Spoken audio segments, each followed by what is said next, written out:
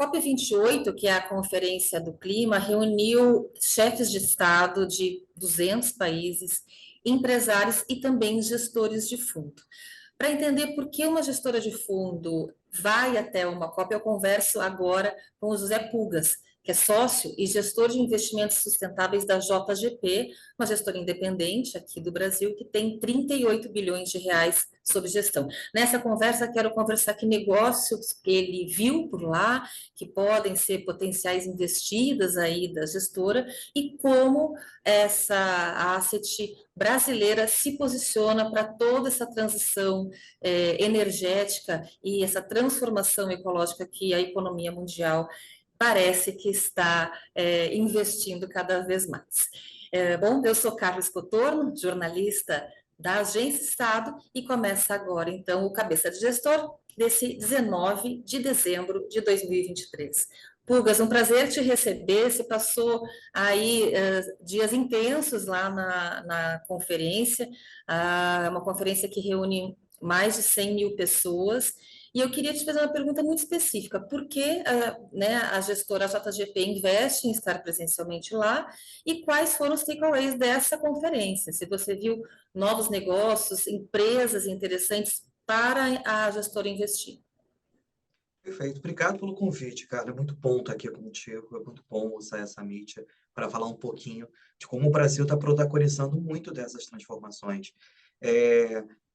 Nós da JGP, quando a gente olha o nosso histórico, os primeiros grandes commitments, os primeiros grandes compromissos que nós firmamos, como ser Net Zero em 2040, ser zero desmatamento a partir de 25, foram grandes compromissos firmados em Glasgow, na COP26. Então, ir à COP é quase o retorno às nossas origens, principalmente para prestar contas. Então, é bom quem está no seu fim entender que a COP não é feira de negócios. Acontecem negócios, mas lá a COP é a principal instância para debatermos os acordos climáticos da ONU, é onde a gente fala o que nós estamos acertando, o muito que nós estamos errando e como que a gente corrige o curso. E nós, de uma gestora, sendo uma não parte, ou seja, um não signatário do acordo, mas interessado no sucesso do acordo climático, podemos cooperar. Então, a JGP ela vai para essa COP com a intenção de mostrar o que nós conseguimos evoluir, tentar inspirar os demais, mostrar que é possível, mas muito aprender e definir nossos próximos passos. Enquanto a gente fala de 104 mil pessoas, que foi a última contabilidade que a gente teve de frequentadores da COP, a menor parte são as partes. A maior parte hoje são as não partes, os não signatários, entre eles o setor privado, o mercado financeiro e outros. Então, o que nós observamos, e aí até respondendo, interessante a pergunta, foi mais do que as empresas que nós queremos investir, foi exatamente quais são os modelos de negócio que nós não queremos mais investir. Porque a gente está passando por um momento de disrupção muito grande, tanto da economia real como do setor financeiro. Então, em todo momento de disrupção, é importante entender quais são os modelos de negócio que vão continuar existindo e quais ficarão obsoletos. Então, para a JGP, é um momento de aprendizado.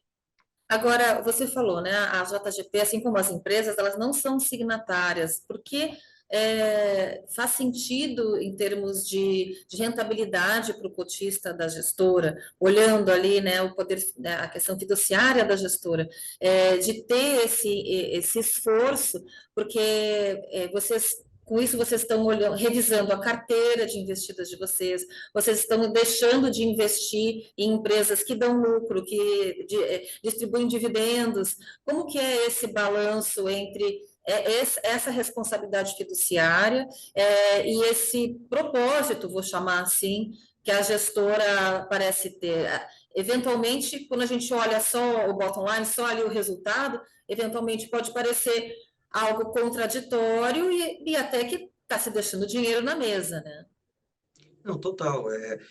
Nós não acreditamos que estamos deixando dinheiro na mesa. Eu não acredito, pessoalmente, em trade-off entre retorno financeiro e impacto socioambiental. Pelo contrário, empresas que geram impacto socioambiental, elas têm que ser mais competitivas para captar mais recurso, crescer em tamanho e gerar mais impacto. Então, enquanto nós olhamos um fundo da casa como o JGP Crédito ESG, a performance dele ano passado foi o melhor fundo da JGP. E olha que ele tem uma dedicação em 100% de ativos que não causam tanto significativo e 80% da alocação em ativos que geram adicionalidades diretamente. Então, nós somos hiper robustos, hiper seletivos nos ativos e o retorno é para o nosso cotista, em retorno financeiro, mas também um retorno para a sociedade em impacto positivo. A questão é que a gente não vamos alcançar esse retorno competitivo com impacto se a gente tiver uma postura tradicional de ficar selecionando ativos que estão disponíveis no mercado. A gente tem que ir em cima, tem que procurar, tem que originar e tem que estruturar. Por isso a gente tem que ir para a COP. É por isso que a gente tem que estar presente nesses locais, para observar oportunidades de investimento que ainda não estão na prateleira e que a gente vai entregar com uma forma diferenciada para o nosso investidor, destravando valor, entregando impacto, entregando retorno. Hugas, dá algum exemplo de oportunidade, né? E até mesmo do que está na carteira desse fundo, que ajudou a dar uma rentabilidade tão boa no ano passado, e até se você puder comentar como é que está a rentabilidade agora em 2023. Perfeito. A gente segue no nosso target de rentabilidade para o ano, de CDI mais 2,5 a 3,5, por aí uma rentabilidade média de CDI mais 3. E historicamente, isso tem sido alcançado. Quando a gente olha desde a nossa fundação, a gente não teve um mês negativo sequer no fundo. Então, a gente está 37 meses invictos, 100 meses negativos. E isso se recorre a investimentos como o Tobassa, que foi o primeiro CRA de bioeconomia feito no Brasil, que a gente lançou na P3, um título super competitivo que compôs nossa carteira para Papaçu, produção de agrofloresta tipo Papaçu, que é um coquinho que tem na Mata dos Cocais, na transição entre Cerrado e Amazônia. Oakberry de açaí, todo mundo toma. A Oakberry é um investimento que nós fizemos, que também foi hiper competitivo do ponto de vista de retorno para o nosso investidor. E a última emissão que a gente foi ESG Advisor, tal operação, uma operação coordenada pelo Alfa e que teve uma repercussão de registro de boa prática na COP, foi o Cracapau, de uma cooperativa do Paraná, em que a gente teve 150 milhões no total, um retorno super competitivo para o nosso fundo, que era direcionado para zero desmatamento e 100% de rastreabilidade. Exatamente o que todos estão procurando. A Cargill, por exemplo, ela anunciou a sua meta de 2025 ser 100% de rastreabilidade com zero desmatamento. Por coincidência ou não, ela que foi o grande lastro comercial dessa operação do Taca-Pau. Então, esses foram 3 exemplos de vários outros que nós temos na carteira e vários outros que virão. E que estão hoje no nosso pipe de estruturação, que hoje supera R$ 1 bilhão em oportunidades, todos eles atingindo essa meta que nós estipulamos para o fundo de retorno. Um total de 8 bilhões de reais no pipeline, mesmo se a gente está falando de uma dezena de empresas, 2 empresas, são negócios pequenos, né? É um PI, não é 8, é um PI, um pouquinho mais que um PI, na verdade é 1,4, vamos dizer assim. A gente são 14 projetos no total que a gente está em estruturação e de diferentes tamanhos. A questão que a gente tem observado bastante, Carla, é que a bioeconomia tem se tornado atraente não só para o pequeno, mas também para o grande. Então, a gente tem visto várias empresas consolidadas, spin-offando suas iniciativas, fazendo JVs com as menores, para criar empresas que possam atender tanto o mercado de agricultura regenerativa, quanto o mercado de bioeconomia. Então, um exemplo é a própria Biomas, empresa criada pela Vale, Suzano, Santander, que tem uma orientação de restauração ambiental. Empresas como a Pelterra estão super consolidadas em parcerias, seja com a JBS, seja com a Vale, seja com a própria Cargill e tantas outras. Então, o que a gente está observando é um mercado emergente, mas de forma alguma um mercado pequeno. Ele é um mercado que está nos seus primeiros passos e já está demonstrando um crescimento exponencial, pela própria necessidade de fazer transição de cadeias gigantescas. Imagina fazer a transição da cadeia da soja no Brasil, ou a transição da cadeia do cacau no mundo. São transições homéricas, fazer a transição de 2.000 anos de civilização em 2 décadas. Então, imagina a quantidade de capital necessário para destravar essa expansão, essa transição. A gente fez aqui no broadcast uma entrevista durante a COP com a VP de sustentabilidade da Vale, a Malu Paiva, e ela comentou um pouco disso, assim, que é um processo que está em andamento, lento, mas que ainda deve levar um tempo para ter escala, né? Você acha que esse é um dos principais desafios que vocês, né, que os investimentos sustentáveis vivem hoje? É bem interessante quando eu olho o Cratopassa, foi o primeiro CRA de Bioeconomia que a gente estruturou, até tocou lá no AP3, tocou o sino. Ele era pequeno, era 30 milhões de reais. Oakpero também 50. Hoje, os nossos menores estão na base de 150 pilotos. Então, a gente já discute hoje projetos de 600, 700 milhões de reais. Então, olha em 2 anos o quanto que cresceu, o quanto que expandiu. E cada vez mais a gente tem observado grandes empresas falando, ó, eu preciso fazer a transição da minha cadeia produtiva. O tamanho de milhões de reais. Eu não vou financiar sozinho, eu preciso me financiar no mercado de capitais. Então, essa escala, eu acho que a gente não pode olhar pelo retrovisor para definir a escala futura. Há uma urgência na transição climática, é uma urgência geracional que a gente não viu anteriormente e que a velocidade de expansão ela é muito diferente dos fenômenos anteriores. Então, a gente vai ter gargalos de crescimento, sim, seja na cadeia de restauração, vai precisar de viveiro, vai precisar, etc. Mas sempre que eu vejo um gargalo, eu vejo uma oportunidade de financiamento. E cabe a nós, do mercado de capitais, antecipar essa necessidade, adequar os nossos mandatos para conseguir entregar o capital correto, no momento correto e com o retorno correto. Então, é aí que a gente destrava o retorno verdadeiro. Entendi. E vocês geralmente têm estruturado, fazendo, bom, a GP tem uma gestora de fundos, né, que você acabou de comentar, esse fundo de crédito privado, também tem uma empresa de crédito. Vocês geralmente trabalham juntos, como são negócios pequenos em crescimento, companhias fechadas, né? Não são companhias, a maioria, né? São empresas que estão começando e não tem capital aberto, né? Um dia terão, né, Pulgas? Mas vocês Sim. geralmente fazem uma operação estruturada, ora é um CRA, né, um crédito do agronegócio, ora é um outro tipo de título, um outro tipo de bonde, como que vocês fazem? A JGP é um grupo, né? A gente tem, inclusive, de crédito. E amparando as estratégias de crédito, a gente tem a prática de Financial Advisory e ESG Advisory. Então, quando a gente entra num case como esse, a gente põe todo mundo para trabalhar, porque são cases complexos. Por isso que eu falo que não pode ficar sentado. A gente realmente tem que ir à frente, assumir a gestão e fazer esse tipo de estruturação. Então, esses casos de empresas menores, de empresas que ainda estão encontrando o seu ponto de escala, a gente tem uma incidência muito grande. Se eu fosse um sócio, por exemplo, um minoritário, eu teria que fazer muita negociação societária para conseguir influenciar acionistas. Mas quando eu sou um bond holder, quando eu tenho a principal posição de dívida, eu estabeleço covenants, eu estabeleço uma série de demandas para a empresa que me deixa numa posição muito mais confortável e de muito maior influência naquela empresa do que se eu fosse um sócio minoritário da operação. Da mesma forma, a gente tem um trabalho muito com essa empresa. Para muitas delas, é a primeira ida ao mercado de capitais. Em outras tantas, são project finance. Então, além da letra dura do contrato, a gente tem um soft power do. Então, é quase apatrinhar essas empresas para o mercado de capitais. Então, isso torna um relacionamento muito especial. Sim, mas curioso que vocês não optaram pelo modelo de ser sócio, de ser acionista dessa empresa, né? E sim um credor, né? Alguém que tem um título dali. Falando sobre empresas grandes, e aí não especificamente sobre esse fundo, sobre os fundos que têm companhias abertas, que são fundos mais líquidos, né? Com um prazo de resgate mais curtinho.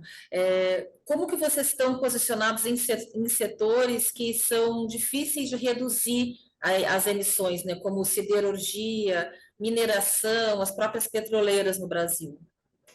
Nós temos o fundo de equity na casa, tanto o equity ESG, que tem super bem, e o nosso fundo de equity tradicional. Independente deles, a gente tem uma postura de engajamento muito forte com essas grandes empresas. Muitas delas não conseguem entrar no nosso fundo ESG. Não quer dizer que a gente não vai querer encaixar com elas. A gente tem uma postura muito forte de active ownership, ou seja, uma postura de gestor ativo participando na transição dessas grandes empresas. A gente não vai conseguir fazer uma transição sem a Vale. A gente não vai conseguir fazer uma transição para a energia sem as empresas de petróleo também. O grande capital está lá e elas precisam fazer a transição delas para virarem empresas de energia. Nosso papel dentro dessas empresas é ter uma postura ativa para conseguir orientar a transição delas, porque elas estão cientes que os setores hard to abate, né, que são os setores de difícil descarbonização, é onde vai ter maior demanda de capital. Então, elas têm que estar muito bem alinhadas com o mercado de capitais, porque os governos não têm capacidade de se financiarem. O sistema financeiro tradicional não vai ter também a capacidade. Então, cabe nós, do mercado de capitais, setar essas condições. A questão é que, quando a gente olha, digamos, 2050, a gente está falando aí de menos de 3 décadas, essas empresas, a gente assim, entende que elas têm uma sobrevida, né? Do jeito, o negócio, como ele é feito hoje, né? Como, pelo engajamento, vocês conseguem trabalhar com essas empresas? Por exemplo, quais empresas que não estão na carteira do fundo Equities ESG, mas que está no fundo de ações tradicional? Pegar o caso Petrobras, por exemplo, uma empresa de oil and gas que não está no ESG, mas está no nosso fundo tradicional de equity. E a gente tem uma tarefa hercúlea, agora, pós-COP, de orientar a transição dela. A gente está fazendo transition away dos fossil fuels, está na carta lá, final, consenso, está em 198 partes, até 2050, esquece combustíveis fósseis. Como acionistas, nós temos que olhar para a Petro e falar, Petro, como é que você vai fazer essa transição até 2050? Qual é a origem? Qual que vai ser? Você vai continuar existindo de forma entra no nosso dever fiduciário, porque muito investimento vai ter que ser realizado e uma mudança do próprio modelo de negócio da empresa. Então, o papel de active ownership, primeiro, é ter um papel diligente em nome do nosso investidor para saber se há um plano de transição. E o nosso papel de dever fiduciário é orientar a empresa para aqueles cenários que nós acreditamos ser os mais adequados. Onde que está muito do nosso diferencial junto dessas empresas? A gente tem muito know-how acumulado. A gente está muito conectado, a gente tem... muitas vezes as empresas não têm. Por maiores que elas sejam, há uma dificuldade de diálogo com investidores de impacto, com investidores que não querem nem ouvir falar dessas empresas. Nosso papel não é esse, nosso papel é estar a serviço para orientar para o cenário adequado, para o caminho correto. É iminente um desinvestimento em empresas que não entram no rumo certo, como Petrobras ou outras companhias? A nossa política na JGP é que desinvestimento é a última barreira. E esse desinvestimento ele acontece ou por uma entrada naquela lista de operações proibidas que nós temos aqui na casa, ou uma conduta que esteja sinalizando ir ao contrário daquilo que se é esperado por essas convenções internacionais. Então, não está iminente de forma alguma, é só ver que a gente teve interação com inúmeras empresas, com a própria Vale, a gente tem mantido um encaixe empresas têm obtido resultados muito positivos junto a essas empresas. Eu, particularmente, Carla, não acredito que haja uma pessoa num porão escuro rindo e pensando como eu vou destruir o planeta. Não estão nessas empresas, eu não imagino isso. Mas eu acho que essas empresas também precisam de um apoio. A gente tem uma posição de aliados críticos dessas empresas. Não vou falar que o desinvestimento não é uma realidade? Mas para que a empresa mereça ter esse investimento, ela tem que ter se esforçado muito ao caminho contrário, né? Algo que nós estamos observando. E até para finalizar esse ponto, uma empresa que propositalmente se opõe ao fluxo de transformação do mercado, não é porque eu sou ESG que eu vou achar isso um red flag, é porque eu sou investidor. Ela não entendeu o que está acontecendo com o planeta, não entendeu o que está acontecendo para o mercado. E é uma postura arrogante dessa empresa que me faz ficar bem preocupado se ela está realmente entendendo o mercado que ela opera e se está na melhor governança possível, né? Eu não vou investir numa empresa desse tipo. Não está olhando as tendências seculares aí à frente, né? Pulgas, para finalizar, e diante aí da tua imersão lá na COP, do que você vê de oportunidades no Brasil, quais segmentos que está no pipeline do investimento sustentáveis da JGP agora para 2024? É restauração florestal? É uma pecuária nos SAFs, né, nos sistemas agroflorestais? Mas queria te ouvir. Você acha que são os que vão bombar em 2024? Vamos lá, restauração produtiva, restauração florestal, mas com agroflorestas, com uma atividade feita, e a gente tem visto Caporã, Inocas, Belterra, players nacionais prometendo muito para 24, algumas já entregaram bem em 23, mas vão entregar ainda mais em 24. Transição de cadeias produtivas, principalmente no agronegócio.